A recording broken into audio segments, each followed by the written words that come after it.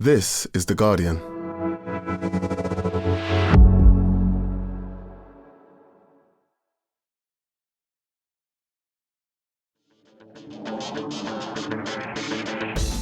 Hello and welcome to The Guardian Football Weekly, the final Merseyside derby at Goodison, and what a moment. In the 7th minute of 5 of injury time, a hopeful lump into the box, it bounces a flick on and James Tarkowski hammers it into the roof of the net. Pandemonium, fathers hugging sons, a fan just ripping the corner flag out of the ground and holding it aloft like a medieval spear, an interminable VAR check, and then we celebrate again. Doucouré shushing the Liverpool fans, Curtis Jones not taking kindly to it, the kind of scenes you absolutely don't/do want to see. Slots sent off, and slowly but surely they all concertina themselves down the tight Goodison tunnel. These are moments that just remind you why you love this stuff. Also tonight, Celtic Park erupts after a minute before VAR, and then Bayern get in their way, but a late Maeda goal gives them a slight bit of hope, while the other ties are nicely poised. There's a Premier League preview to get on with. We'll discuss the implications of Kai Havertz's injury, an update on the Lucas Paquetá gambling probe, and can we preview Spurs Man United without talking about Spurs or Man United? All that plus a bit of EFL, your question, and that's today's Guardian Football Weekly. On the panel today, Archie Rhind-Tutt, hello. Hey, Max. Hello, Barry Glendenning. Hi, Max. And John Brewin, welcome. Hi.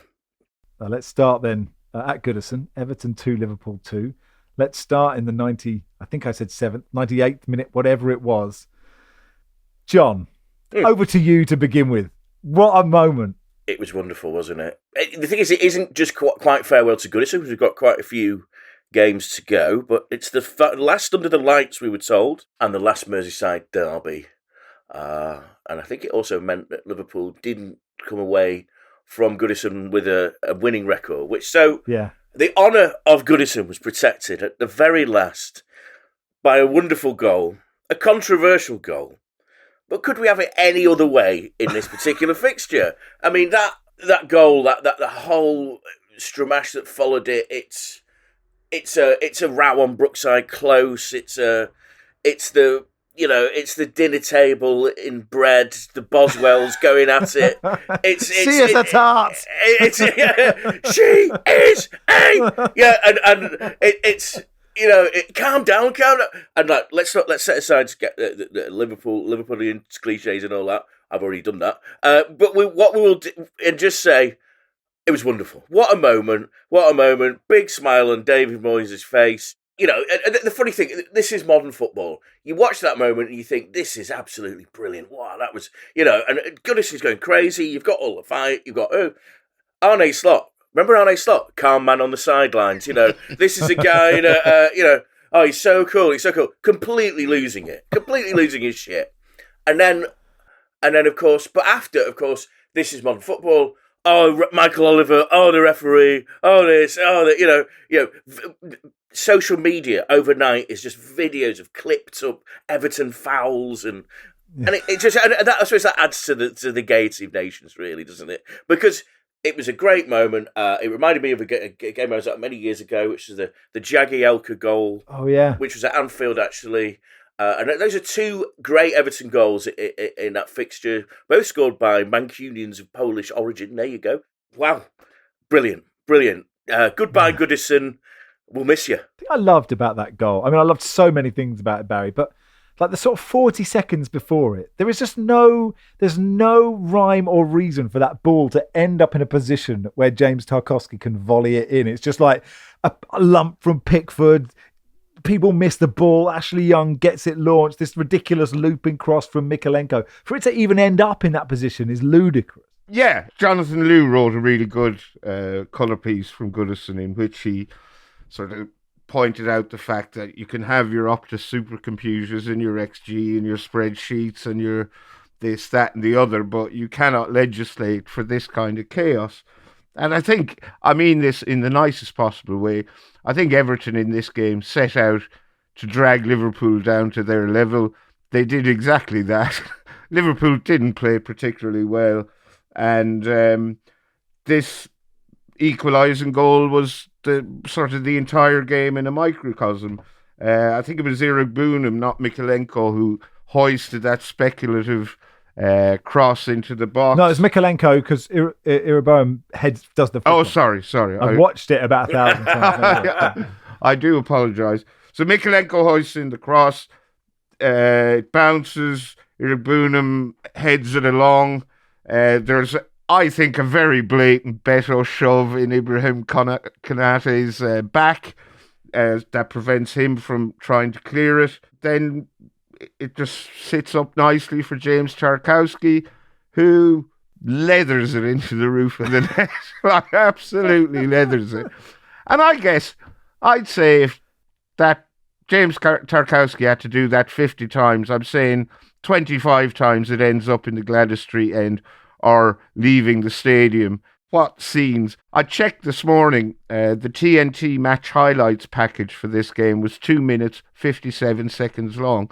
The TNT highlights package for the post-match shenanigans was 30 seconds longer. Because there was a lot to unpick. Yeah, and before we get to the melee, Archie, I mean, Johnny Lou wrote a brilliant piece. I think I've written an inferior piece mainly about corner flag man.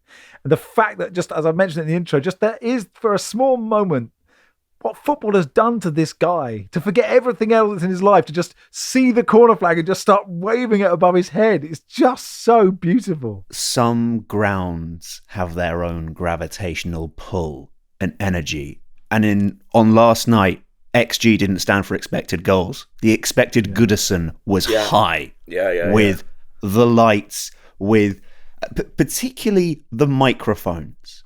That I'm watching with German commentary last night. And if I shut my eyes and I just listen to the individual boos and the individual shouts, I know immediately it's Goodison. It can be no other place in the Premier League. And there was a glorious moment when James Garner went over to take a corner. And particularly in Germany, there is a real reverential attitude towards English football, and in particular, I'd say Liverpool and Everton. And the German commentator has this almost Attenborough-esque tone as he's saying, oh, that's such an English thing, just how close the crowd is to the game, to the corner flag. And this comes just after you hear one guy go, "You're shite, you lad, you're shite." And it was just, it was those little moments that made it, next to that very corner flag, Max, that then got lifted into the air. And as Barry says, there was something just so pure about the massive thump that James Tarkowski gave it, because it was like he was scoring the goal on his own terms. Like, you know, Thierry Henry had his way of just curling the ball into the far corner, but if you were to distill James Tarkowski's essence down to a goal, you would say, well, he's going to absolutely whack the hell out of it, and he did. And for it to bring that chaos, glorious. And actually, there was a moment, John, in the VAR check where there was a green line, but it was before they'd checked the Beto push, which I think I wouldn't have given the push. I think it was fine. But there's a green line, and then there was a kind of whispers around the ground, a bit like, you know, transistor radio days, where like clearly some Everton fans were either got radio comms or got the TV up. Yeah. And so you started to feel like around Goodison, like these little cheers, like they're going to give this one. And it was still another minute until they did. Are you suggesting that VAR adds to the TV drama? I don't know. I mean, the thing is, in olden days, that would have stood as a Goodison derby goal because, you know, in the days when, and I think these days it happened, where a refereed according to the circumstances. So, in an Old Firm or Merseyside derby, the first tackle is free. You know, that type of thing where, it's like you can clash into each other. By the time you get to 90 minutes, the challenge on Konate is, you know, that's normal currency. You know, that's you can throw yourself into that. But now we're in this era, and I think people who do think that goal should be ruled out are watching it through the prism of the VAR age rather than the prism of the Merseyside derby, which is how we should be watching it, which is that game should be thud and blunder. It should be tackles going in. I saw some clip of, like, there's a point where Salah falls over when he's cutting in. Someone's like, that's a blatant foul, that. Well, it looked like he went over, you know, and how dare they continue play? And they cut everything back into these moments of, you know, Conor Bradley. Yeah, Conor Bradley, There's a guy that had been waiting to play the Merseyside derby for quite a long time. He threw himself right into it, didn't he? And that's what a fullback playing his first Merseyside derby should be like. That's how Tommy Smith probably played his first Merseyside. That's how you do it. That's how Steve Nicol or whoever you name it. What's the guy? I always forget his name. Everton right back Tony Hibbert. Tony Hibbert. Yeah. Tony Hibbert, the ultimate Merseyside derby player. That's how you play it. Now, Tony Hibbert, Conor Bradley's a high-class player, but you throw yourself into it. And so what you have is the spirit of this game is people throwing themselves into it. And it was up to Liverpool to manage that situation because David Moyes is managing his umpteenth Merseyside derby. Obviously, there's been a delay. He knows how to play that fixture. It's never really changed. And that's what we saw. And that's why it was such a great game to watch. And you can have your VAR decisions. You can have that. But you had that moment, didn't you? And that's what we came to see. Yeah. What did you make of, Barry, the post-match, the Doucouré? Not really. He didn't really go. I mean, he ran to the Liverpool fans. I thought he stopped a safe distance away. Yeah. And then Curtis Jones, he was not impressed. And then vintage melee featuring policemen's hats bobbling up and down and everything. So the final whistle goes. Doucouré runs a few yards towards the away end, gives the Liverpool fans there a fair bit of it.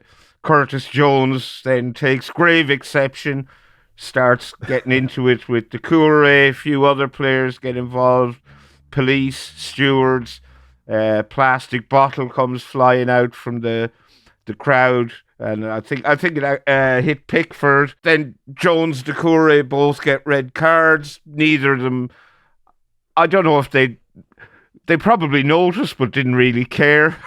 And Doucouré seems to be smiling. Doucouré and Virgil van Dijk got into it, and Doucouré was, yap, giving it to Virgil van Dijk. And then Arne Slot got his red card for something he said to Michael Oliver as they shook hands after the game, and his assistant also got a red card. So it was all very entertaining. I did notice in the front row near the away end there was a little girl sitting, so I thought, that'll suit the won't someone think of the children people who will be tutting at this. And there were the obligatory nobody wants to see this, which is absolute nonsense because it's tremendously entertaining. But yeah, it was great fun. Great fun. This moment has never convinced me more that football might need ice hockey rules right. If these two players really want to go at it, should we just let them? And of course, these were scenes that we didn't want to see, but there was. I think that actually, Doucouré and Jones have both won out of this situation because they've both endeared themselves more to their respective set of fans. You knew Doucouré knew himself that what he'd done was wrong by how quickly he got up the other end of the pitch for Michael Oliver to have to go up to the other end for him to be sent off. But the other question that arose from me as a match-going fan was, how did the guy who got the water bottle into the stadium manage to still keep his cap on? Because good question. It was flown with some ferocity. These things, I'm like, you put it in your pocket, and so that's what you do. You put it in your pocket, and you go past that steward. The steward who's on the steward on the meme who's just going pat outside the Britannia Stadium. It's one of the easiest blags going. It's like, is there a top on that? No, because the top is in your pocket, and they don't search your full pockets.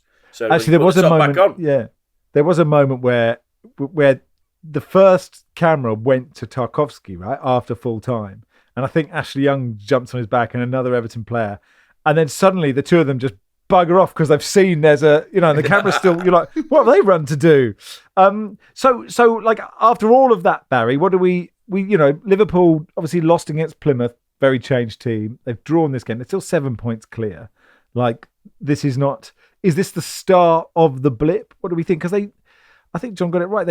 They didn't really play very well in this game. No, I wouldn't read too much into that performance in that particular fixture, though, if I'm honest. As we may get to later, Plymouth have turned into world beaters now. They Yeah, absolutely hammered Millwall last night, and looks like they're going to stay up.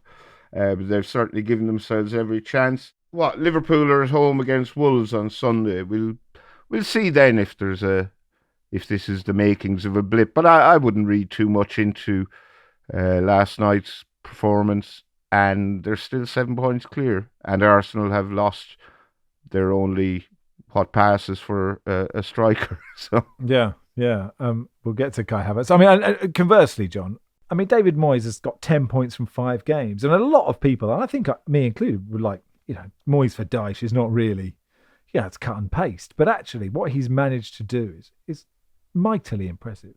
It is hugely impressive. I think there's probably 2 things at hand there.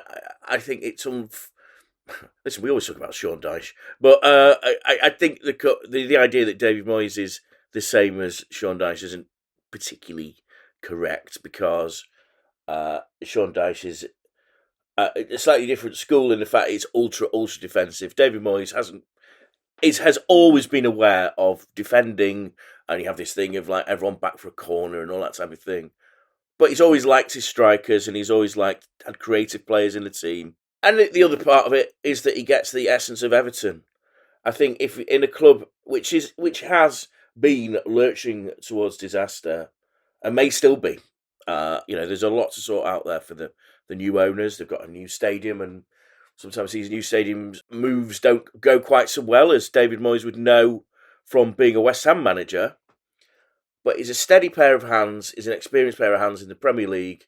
The other thing is that Sean Dyche, when you watched Everton, you were always aware that those players were kept under such a tight leash, and it is actually a reasonably talented group of players, despite the fact that Everton's transfer policy has been so poor in recent years, and that they haven't had so much money to spend. But go through the spine, it's pretty decent. Look at Beto, actually. Great goal. I mean, we've forgotten that. I mean, that was a great moment. Sean Dyche has had Beto for a year and a bit and didn't really trust him.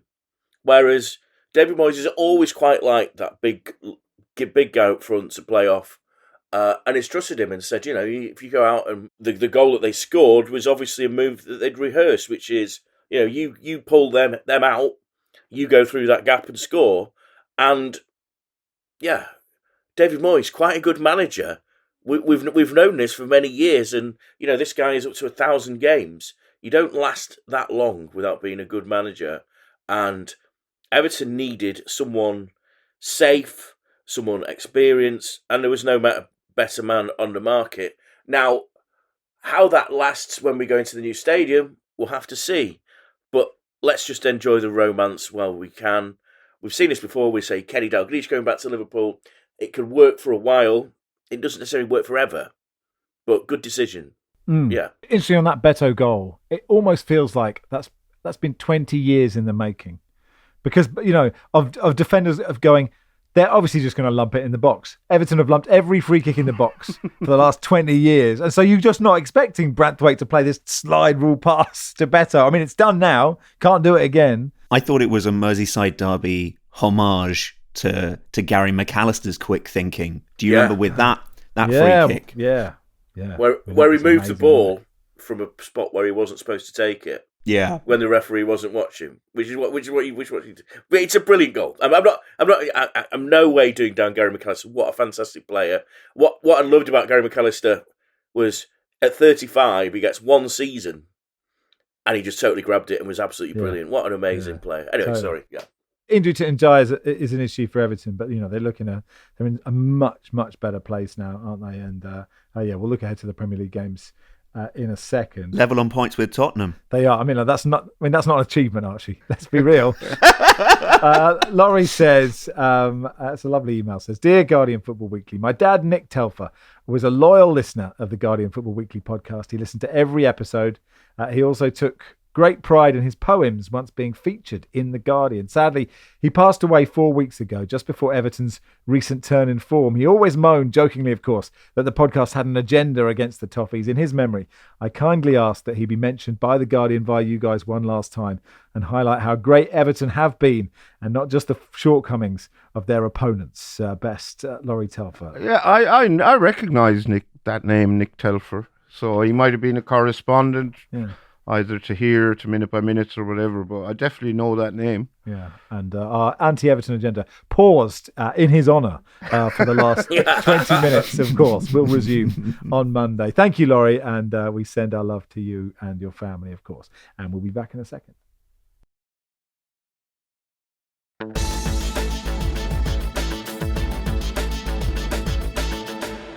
Welcome to part 2 of the Guardian Football Weekly. It was mentioned in the short break that we didn't mention Mo Salah's goal, or the fact that Everton didn't actually win that football match. But, we said we'd pause the agenda, and we did. Let's move on to Celtic, who lost 2-1 at home to Bayern Munich. Ewan Murray, our Scottish football correspondent, joined us. Hey, Ewan. Hello, how are you? Yeah, very good. I was listening to, I think it was Pat Nevin yesterday, saying it was so loud at Parkhead yesterday. In that moment before the game, when that goal went in after 26 seconds, the noise was ridiculous. Yeah, I mean, I often think it's not just a Celtic thing, but fabled stories of atmospheres at football grounds can be overstated, but that was genuinely very, very loud last night. And you're right, when that goal went in, that was ultimately offside, it just raised it up further notches. There was a great atmosphere until Bayern then took a grip of the game. But yeah, it was quite a spectacle. Yeah, it is the right call, isn't it? But it's such a shame that goal didn't stand, isn't it? Well, yes, although I did think you could score too early and annoy Bayern Munich potentially. So I realise worst case, you annoyed them without even getting the goal. It's exactly. Terrible. It's whether I wasn't sure whether Ida needed to do that, whether he could have kept out of the way, and whether the ball would have gone in anyway. I mean, he does slightly, it looks like, deceive Neuer from where he is, and it is the right call. But I wondered if he should just have stayed out the road and Kuhn's shot would have gone in anyway. I'm not sure. I don't know what the received wisdom is on that one. Ewan, in Celtic's last Champions League home game against Young Boys, there were, I think, 2 disallowed goals plus a missed penalty. And the thought that crossed my mind with this early disallowed goal was, do you think that there was a part in the players' minds of, is it happening again? Let alone scoring too early. I feel you on that. But just maybe in terms of the wind being taken out of their sails a little bit. Yeah, I'm not sure. In that Young Boys game, they did well to persist because it looked like things were going against them and they weren't going to get the breakthrough that they deserved. And there's a lot of things I admire about Celtic's Champions League campaign, and that was one of them. They kept going and the crowd stayed with them and they got there in the end. Last night, to be honest, I think it was so early in the game that people just were excited by it. All right, okay, we can do something here. We can score, even though it's disallowed. We can do something. I think it had a really positive effect on the atmosphere rather than deflating people. I mean, it was a bit of a strange night in that context. You then had the VAR check, which took forever later on as Celtic, a potential penalty. There was an offside check around the goal that Celtic did score. So it was slightly messy from a VAR point of view anyway. But no, I generally don't think it deflated people. I think people were excited by such a fast-paced start by Celtic. Like, they did okay in the first half. You're right. Bayern took control of the game, and they're just so close to getting in at 0-0, aren't they? And then Elise Ewan just pulls out this absolute moment of magic. Brilliant finish. Yeah, I mean, I thought for all, and I wrote this, for all Bayern dominated long spells of that game, they didn't create loads. Kasper Schmeichel wasn't diving about producing save after save after save. And you would still obviously make Bayern the favourites to go through. But Celtic, it was what impressed me with Celtic was at 2-0 down. The roof could cave in. Then they went to Dortmund earlier in this campaign. I think they were 5-1 down at half time. They folded really, and they'd learned so much from that. At 2-0 down, they went the other way. They kept going. They showed attitude. They showed bravery. They showed spirit. And Bayern were rattled by the end of the game. From the period from after Celtic scored until the end, Bayern were rocking. It was weird in that way. It was curious that Celtic then had them on the back foot. So as I say, you would keep Bayern as the favourites to go through. I would expect they will go through, but Celtic scared them and will go to Munich believing they can pull off a shock. Archie, just on Elise, I mean, that is a wonderful goal for people who don't watch the Bundesliga week in, week out. How has he settled? I would say good to very good. And I can't quite say great yet because it feels like the most important moments of the season haven't happened. And at Bayern Munich, those are the standards by which you're judged. And yet he's been scoring in okay numbers in the Bundesliga, assisting in greater numbers, and I think has gone missing in a couple of big games and could be accused of chipping in mainly when things are going well for the team. And I think he needs more moments like this where on a difficult night he really fires the team into a great place with an outstanding piece of skill.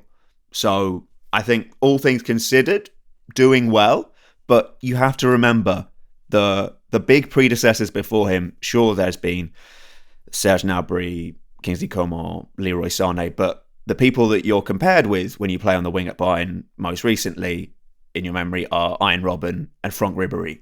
And those are very, very, very high standards that you have to attain to. At Bayern Munich, it's not just being in the Champions League. You have to win the Champions League. I say you have to, but particularly in this year where the final is in Munich, and despite the amount of Champions Leagues that Bayern have won in the past, namely 6 of them, and European Cups, there is still that trauma of what happened in 2012 against Chelsea. Yeah, Ewan, I wonder, the frustration about getting so close to half time, and then the second goal. It's sort of mad that Harry Kane just stands still and there's no one near him. Oh, God. Yeah, Brendan Rodgers joked about that after the game. It's maybe not a good idea to leave one of the best strikers in the world in splendid isolation at a corner. I mean, he slightly peels away. He does make some movement, but not the kind of movement that should completely outfox the defence at a corner. That was strange. I mean, he headed one into side netting towards the end of the first half. He'd had a lot of the ball, but just giving him a chance like that was criminal from Celtic's point of view, and he's obviously going to lap that one up. Yeah, he would like to be a fly in the wall for Celtic's video analysis going through exactly how that happened. Their set piece coach was not standing right on the edge of the technical area as that one went in, was he? It was Thomas Muller's 736th Bayern appearance. I thought that was one of those, those silly numbers you do when you say Luka Modric is 1,000 years old. That's a real statistic. An amazing number of football matches for someone to play. Do you think, Ewan, this already counts as a successful Champions League campaign for Celtic? And a follow-up question, which is Philippe wrote an article the other day about how this new format, it's been a bit more interesting, but one of the issues with it is it's giving even more money to one team in smaller leagues, which means that Celtic are now so far ahead of everyone else that the Scottish Premiership becomes a kind of, a waste of time is taking it too far, but you take the point. It's the same happening in Slovakia and Serbia and Switzerland. It's happening in Scotland with the amount of money that Celtic will get from this. The waste of time might not be far off it, actually. But the second point first, no, I think that is an issue. Celtic people don't like you raising that because it's not their fault. We're not saying they've done anything wrong. Of course, they've achieved the money by dubious means. And that's not the point. But there is a serious issue about the competitive nature of the Scottish League. I think it's become stale. I think it's great if you're obsessed with a team and that's what you do and you want to go. But as a sporting spectacle, Scottish football has a serious problem. So yes, I think that's an issue. Again, I stress, not Celtic's doing, not Celtic's fault at all. And ultimately, it'll cause Celtic a problem because they need some competition, or proper competition at home, eventually to do well in Europe. And to your first point, absolutely, this has been a success. Yes, and actually, that's the reason that this season bemoaning the Scottish Premiership is slightly futile because Celtic have raised their own bar in Europe. They've qualified for that playoff round, which was their stated aspiration. But they've had some really good performances, holding Atalanta to a 0-0 draw. I thought they were very, very good there. RB Leipzig, they were fantastic. They beat them comfortably in Glasgow. And generally, apart from that night in Dortmund, which to Celtic's credit has become the exception to the rule, they've just been really competitive. And for years, they had over a decade, they had a series of bad results, and it felt like they were just in Europe to make up the numbers. Well, they've changed that now, and I think they're respected again. Opponents' fear coming to Glasgow again. So yes, I think this has been a success for them. And to be honest, they're slightly unlucky to draw Bayern Munich at the point that they have done. I mean, they finished 21st. They should have won the game in Zagreb. There was a draw. If they'd done that, they'd been in a different position and probably would have avoided that. But drawing Bayern is more than slightly unfortunate at this stage as well. But yes, regardless of what happens next week, they've made progress. They've played generally well, and it will be viewed as a successful campaign. I was going to say, we mentioned Celtic. We have to mention Rangers' Scottish Cup defeat of the weekend to Scotland's oldest club, I believe, Queen's Park. Yeah. Unfortunately, they're not quite. I mean, for years they were also famously an amateur club who played in the league setup, but they're not that anymore. So they're not quite as cuddly and soft as they used to be. But I mean, you're talking here about the team that's mid-table in the Scottish second tier. Could be Rangers' worst ever competitive result. People more immersed in that than me can debate that. And listen, I accept Rangers fans are outraged by this and think it's a disgrace, but everyone else has to find it extremely funny because not nearly enough of that happens in Scottish football. And it was, I think Barry mentioned it, alluded to it on Monday, it was, one shot to a million shot. It was like a real backs against the wall classic giant killing. And Rangers had got a penalty in the 95th minute and you thought, here we go. But then the Queen's Park goalkeeper, Callum Ferry, who had a fantastic game, saves the penalty. Then there's a VAR check in case he came off his line. And this 95 minutes became 98 minutes. And Rangers still couldn't score. And to be honest, Rangers' own supporters who have kind of gone back and forward with Philippe Clement, the manager, are I don't think they even mind people, or maybe they don't mind, but they accept people joking about this because they accept it was a shocking, humiliating result from Rangers' point of view. There's no one at Rangers trying to dispute that. But a good old fashioned cup shock. Queen's Park aren't they the ones that used to play with initials? Is that right? The players were, J.R. Brewin rather than John Brewin. As on the team sheet, I think that was because they were all amateurs. You weren't allowed to. I don't remember that, but that to be honest, I probably have not seen too many Queen's Park team sheets, so that explain it. You haven't lived. No. What on earth have you been doing? I probably got a historical detail wrong, but they are the team of Alex Ferguson played for them, of course, didn't they? Yes, I think. And I do feel slightly sorry for them because the reward for this was an away trip to Aberdeen in the quarter final. I think they would have hoped for a more favourable, or even just a home draw after that. But they're going up to Aberdeen. But Aberdeen haven't been going too well though, have they? So they might have a chance there. That's true. They fell. That's true. They've fallen off a cliff. I remember a couple of months ago we were talking about Aberdeen for the title. Ewan, what's happened to them? Were you? You might have been. Weren't we? I don't know. That's what it was in 1984. That's when we were doing it, wasn't it? Anyway, Ewan, we must dash. But let's chat next week if we can. Thank you. Take care. Good stuff. Ewan Murray there, our Scottish football correspondent. Quick one on Bayern. Archie, they are playing Leverkusen this weekend. They're 8 points clear at the moment. Is Harry Kane going to win a trophy? I want to see what his reaction will be. Put the brakes on, Max. There's a long way to go. And got it.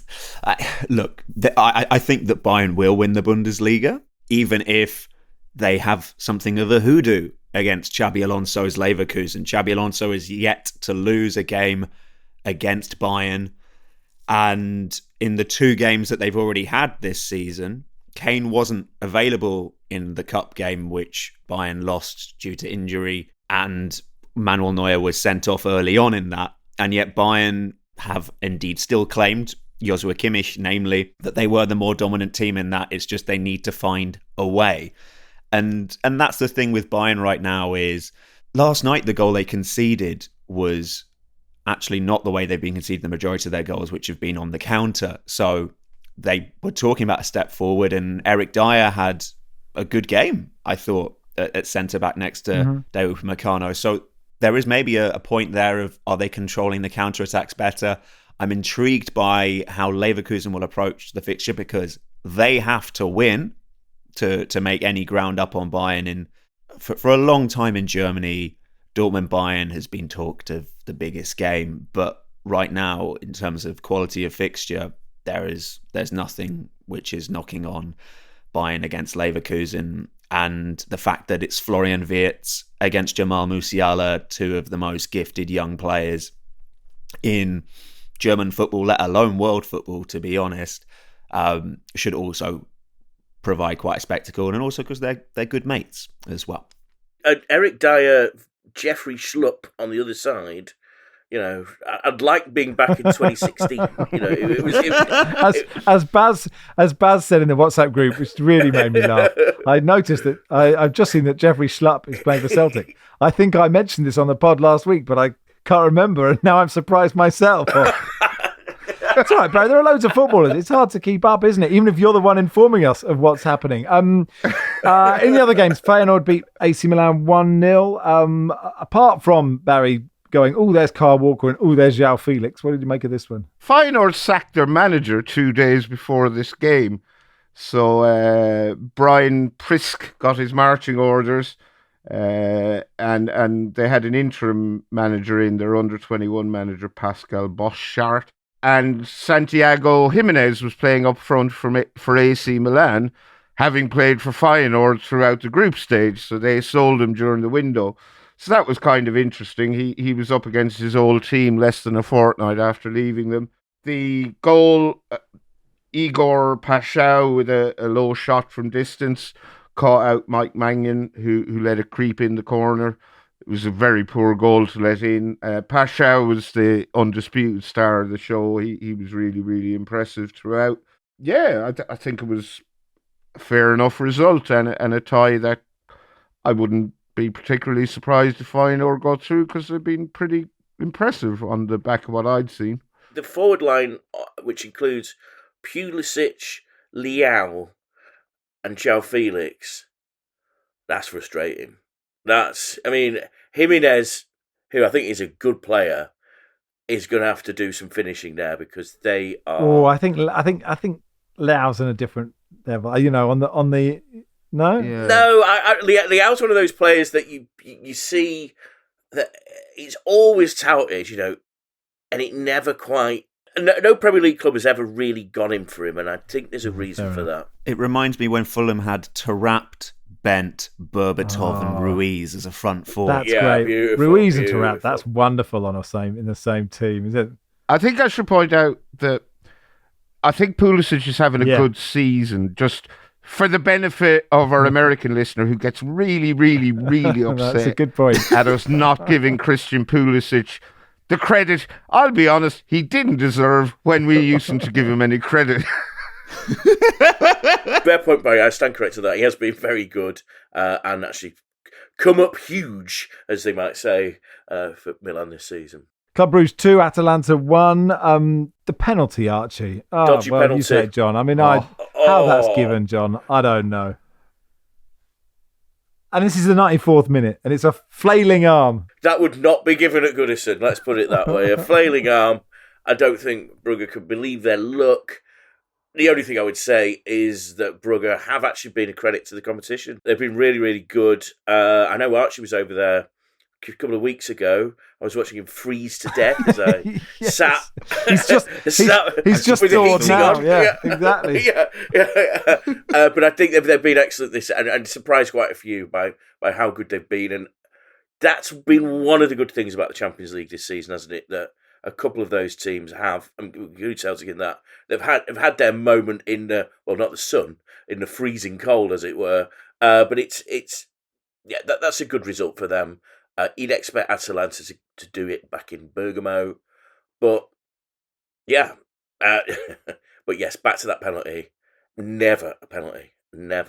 I got a text from a Club Brugge friend of mine who was saying the luck that has gone their way in the Champions League this season with the Cameron Carter-Vickers own goal, the Tyrone Mings penalty that they got against Villa, and now their names on the trophy. Is that what they're saying? Along with the fact that they had the nice chance to welcome back Charles de Ketelaere last night, and say hello to him, make a big save in the form of Simon Mignolet denying him, and then beat him.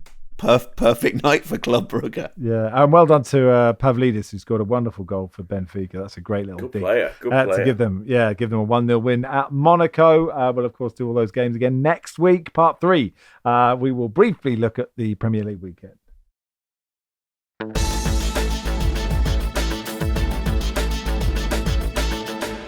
Welcome to part 3 of the Guardian Football Weekly.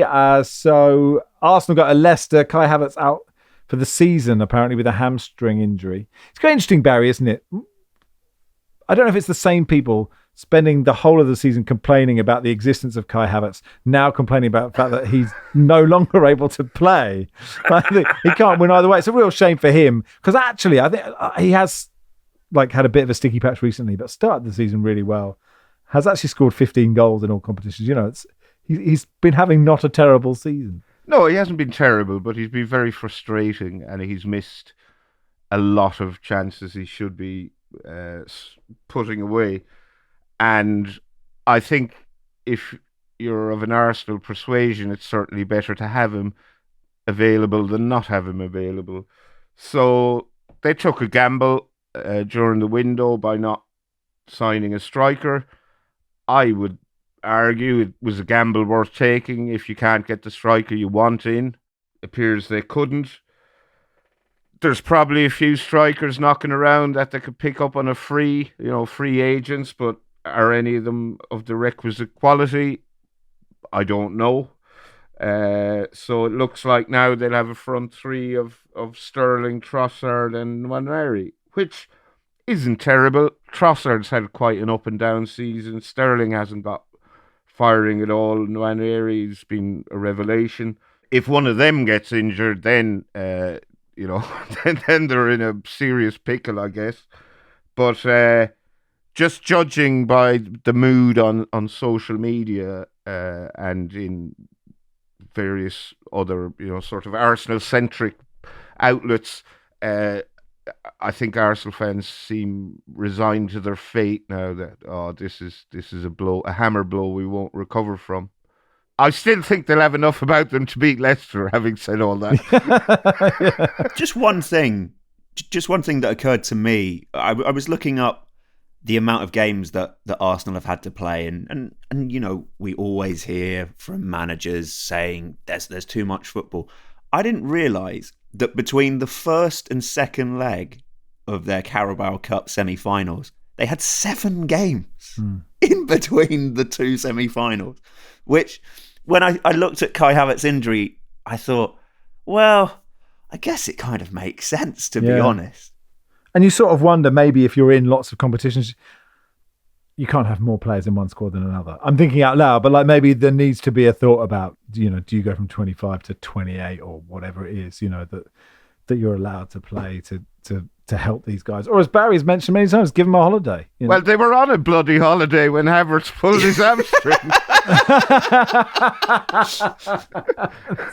It's a very good point. Well made. Anyway, we wish him all the best. West Ham played Brentford. An update on the Lucas Paquetá betting story. Some pretty amazing allegations being made in a Brazilian government inquiry. According to evidence submitted to it, Paquetá announced to an intermediary named Marlon Bruno Nascimento Silva that he would give a birthday present to his brother, Mateus Paquetá, that is a yellow card, in the match on March the 12th. He was booked in that game against Aston Villa.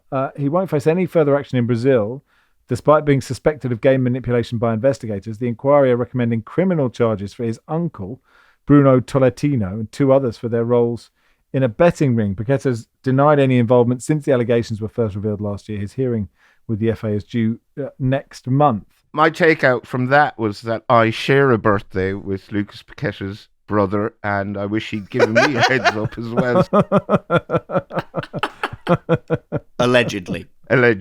Man City, Newcastle. I think John Newcastle will fancy this, won't they? They've got to, haven't they? Really got to. I mean, it was just a few weeks ago, wasn't it, that Pep was talking about the teams of the future, and he said Bournemouth, Brentford, and Newcastle, because of that sort of powerful, muscular style that they have, the heavy, high press that Manchester City used to be good at, but are no longer any good at. Judging, well, Tuesday was a fine example of that. Pep must just be looking towards the end of the season, just get this over with. It's been. I mean, okay, they were playing Real Madrid in a week, but it was so predictable what happened. It was so predictable the way that they could see goals, and it's the way that teams can see goals, of course, but it's the mistakes involved. But I suppose that is to do with the fact that Guardiola's always played that high wire act where you're taking a risk to play that way, that if it comes apart of the seams, then you are going to concede goals like that. And it's just, I was looking at when the concession of the Brahim Diaz goal or maybe the winner, just Pep's contortions in his little seat next to Juanma. It just, it looked like, it reminded me of, like an, how do I say this? I'm looking forward to it, whatever it is. Like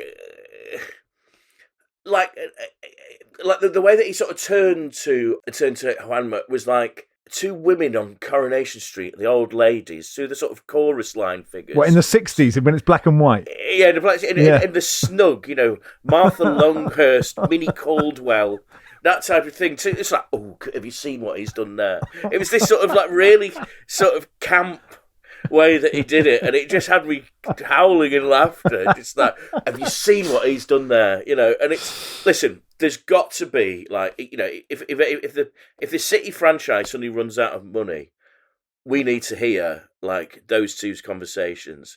That's got to be the tapes, because what they must be saying to each other is amazing. Are they even discussing football? We don't know, but it's that moment was just amazing. But I want more of that. And I do think that Newcastle are quite capable of dealing that out. I looked at this fixture as well, John, and thought Newcastle have got to be licking their lips. Yeah, and then I saw that Newcastle haven't scored at the Etihad in 7 years. What? And have lost their last 15 league games there. And I was like, well, that may change. My feeling is, right, this has to change. Pep really had the wood on Eddie Howe, because they used to go to Bournemouth and just absolutely give them a spanking every time. Yeah, and then he'd patronise him and say, "Oh, yeah, you did great stuff there, Eddie Howe." Yeah, but I mean, nobody beats Eddie Howe 15 times. The race for 13th place sees Spurs play Man United. Barry, I mean, oh God, oh. Where's the sword of Damocles going to fall this time? What do you reckon? I have no idea. I have no idea. I hope one of them win. I hope one of them wins very comfortably, just to see the rage on the other sides, the fans of whoever loses. It might be a draw. I suspect it won't be. It could be a 5-4. It could be a 7-6. Who knows? I think they should just proceed straight to the press conference, right? and just have Aaron just like, I don't know what you're asking of us here, and can't fault the players. Can't fault the players. Yeah. I was actually in the room with that one, which is amazing. I was sort of typing away, and then suddenly heard that bit, and he went. I can't. How many times? Anyway. Let's not do the Aussie accent. I've already done it. And then, of course, you have Amorim just slagging off his players, for not, and that's. I can fault the players. I can. You've got two, the yin and yang of, and that's how those. They should come on together. They should come on together, shouldn't they? That's what they do in Germany. In Germany, when you do your post-match press conference, you always do it alongside your opposing number. Really? Right. Yeah. Every single game. Come on, we need this. Oh, that's a great idea. We mentioned a potential fresh round of redundancies at Manchester United on yesterday's pod. Ineos are weighing up making between 100 and 200 further redundancies. The argument is that money saved can be ploughed back into the first team. The club estimated the last round of redundancies would save around 45 million a year. It feels from the outside, John, very much like, ripping out the soul of a football club. But I'm not a businessman, right? Well, that's exactly it, Max. There's two sides to it, isn't there? One is this: there was a club here once, that idea, and there were people working towards a shared goal, and now there's the idea that to get back to basics, to keep the share price up, hard business, we have to make cuts, and cuts keep the share price up and make Big Sir Jim's investment worth more. It's cold, hard business against the sort of, Jamie Jackson's written a piece for us today in The Guardian about how, Big Jim is the Scrooge, whereas we know who the fault lies with. It's the Glazer family. They thought, or someone thought, that it was going to last forever. But without success on the pitch, without having a proper plan, it can't work. And that's when you have to bring in people like Big Sir Jim Ratcliffe to break stuff up. And he's the type of guy that doesn't really mind breaking eggs or annoying people. Or there was the interview, wasn't there, recently with Andy Mitten in United We Stand, where Andy went through this whole thing of, there's people who've worked there 30 years there. And Jim's response was just, yeah, I get that. But anyway, we need to do it. And that is what's going to happen. It's not great. It's a terrible situation. People are victims of years of mismanagement. And as always, it is the little man, the little woman that ends up on the wrong end of it. We've just about got time for a Fulham minute, Archie. So go on, you're home to Forest. How are you feeling? Forest are having a pretty good season themselves, aren't they? Correct. But they have just had to play all night away at Exeter, which is making me hope that they'll be a bit tired. Yeah. At least Cambridge are home to we're home to Exeter on Saturday. I'm really hoping we need it. What update do I have to bring? Our CEO, Alistair McIntosh, his name is now being sung by the fans, albeit not in complimentary terms because of the ticket prices, which still remain high. But I've also heard that the club do not enjoy it when his name is mentioned in public either. So, well, there's another one. What, because they don't want people to know he exists, or people are happy enough to take these difficult decisions, but not to actually bear up for the responsibility of when they defend them, sure, as they do in supporters trust meetings that I was there for, and basically go, but what about the rich people? And you're like, are you for real? Do you, just out of interest, has a more successful season meant fewer complaints? Because that quite often happens. Actually, no. That's the weird thing is been seeing that alongside the success that has been had this season has been actually seeing this undercurrent become more mainstream of just marrying up those feelings of, well, sure, we're doing well, but this doesn't feel like the club that we grew up with, and it feels like it's just being built more and more. That sure, there's a room for tourists, but when the manager is complaining about the atmosphere, and it's like, well, what can you do when against Man United, then the tickets are going to be bought more readily by a Man United fan for that, instead of encouraging through the next generation of Fulham fans. But I mean, look, on the pitch, Rodrigo Muniz loves it whenever it's January or February. So it's lovely to see. It's a shame we've got Man United in the cup, because we'll probably lose that again. Yeah, that's about it. Okay, thanks. Big night in the Championship. Burnley beat Hull 2-0. Their 400th clean sheet of the season. Sheffield United moved to within 2 points of Leeds by beating Middlesbrough 3-1. Sunderland, big win for them over Luton, who are now bottom of the Championship, which is unbelievable. Fascinating. Unbelievable. An interesting situation at Blackburn. They played West Brom at the Hawthorns. Manager John Eustace wasn't there, as he's in talks with Derby County. Blackburn are 5th, Derby are 21st. And Blackburn won this game 2-0. And Alex says, how nervous should Liverpool be about Plymouth's impending promotion to the Premier League? Yeah, they beat Millwall 5-1. Our man Miron Muslic, with his beautiful beard, masterminding a hammering of the Lions. And that'll do for today. Can I just thank Daniel in Queensland, and especially his wife Larissa, who crocheted me a Marvin the Moose for young Ian when he was born, and has now crocheted me a Spurs cockerel for young Willie. And they are pride of place on the mantelpiece, who've both been given two absolutely disastrous football teams to support for their entire lives. But there you go. And that'll do for today. Thanks, everybody. Thanks, Archie. Thanks, Max. Thank you, Baz. Thank you. Thanks, John. Thanks for having me. Football Weekly is produced by Joel Grove. Our executive producer is Danielle Stevens. We'll be back on Monday.